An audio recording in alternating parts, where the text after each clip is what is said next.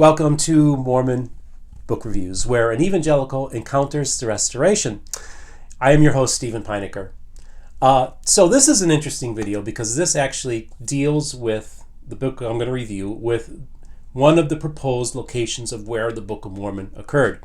Now, there are many different models out there, the most prevalent one being the Mesoamerica model that has been the preferred model for over 100 years within the mainline LDS Church, as well as actually the Community of Christ.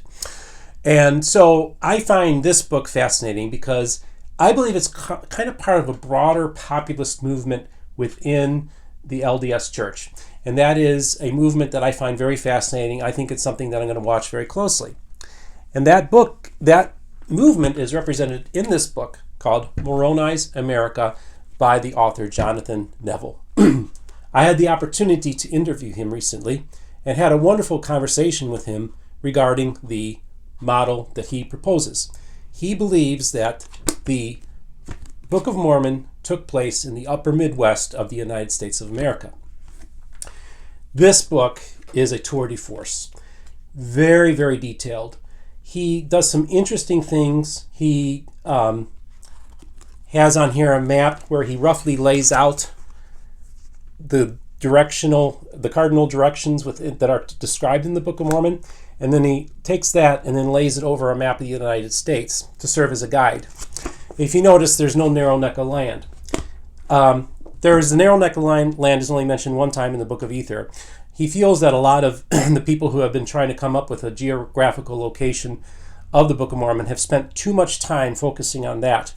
And he kind of looks at narrow neck could mean a lot of different things, and he gets into that. It's very interesting. He also just discusses all the different issues that the Mesoamerica model has. Part of it is interesting, like it's been over 100 years that resources have been poured into the Mesoamerican model, and yet there's been very little, if any, evidence that has come forth that shows that there was a Mesoamerica connection. Now, I know it's very popular. This is kind of a minority position within the church, but this is part of a growing movement, and I think it's worth discussing because he brings very sophisticated arguments to the table. He comes from a very orthodox position. He believes the Book of Mormon is scripture. He takes it literally, just like a fundamentalist within my faith, or a literalist, or whatever you want to call them, or most evangelicals take the Bible literally. And he is defending the book, and he believes that it took place, like I said, in the upper Midwest. One of the strengths of this argument, and I told him this in our interview, was the early saints, when they first encountered the Book of Mormon, they visualized and pictured it taking place in the upper Midwest United States. Many of them associated it with the mound builder culture. And at this time, many evangelicals thought that there might have been a Jewish influence over the mound builders as well. They thought it was the 10 lost tribes. The Mormons believe that was the Nephites. If you look at the early writings of Oliver Cowdery, he wrote a letter number 7, and Jonathan actually wrote a book about that, talking about the Hill Cumorah is in upstate New York, and that's the literal location of it. And he was the main guy with Joseph. Him and Joseph were almost co-equals in the early days of the church. A lot of people don't realize that, but they both received the priesthood and everything at the same time, and they were kind of co-leaders in the movement. So a lot of his writings early on can be considered somewhat authoritative. But also Joseph, in many of his writings and letters, also talked about the upper Midwest as being part of Book of Mormon lands. For instance, Zion's camp, as they're heading to Missouri, he wrote a letter to Emma saying that we are wandering the plains of the Nephites. So that's one thing that Joseph Smith said. And then they encountered the Zelf Mound in the state of Illinois. They found this skeleton in the mound, and Joseph said that this is Zelf, and he was a white Lamanite, and he was a righteous man and served under a General Odondiges. I can't pronounce it, I'm sorry, but it is an interesting character who's not in the Book of Mormon, but he describes this person as being a very important person during Book of Mormon times. So basically, most people, early adapters of the Book of Mormon, believe that it took place in the upper Midwest.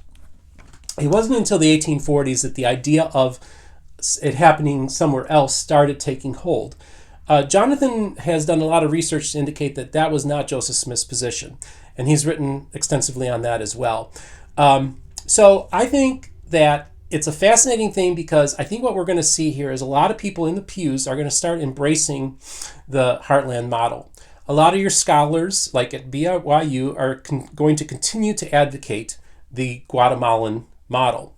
But I think that many of the churchgoers will embrace this because of the new sophisticated arguments that Jonathan provides in this book. It's well worth the read.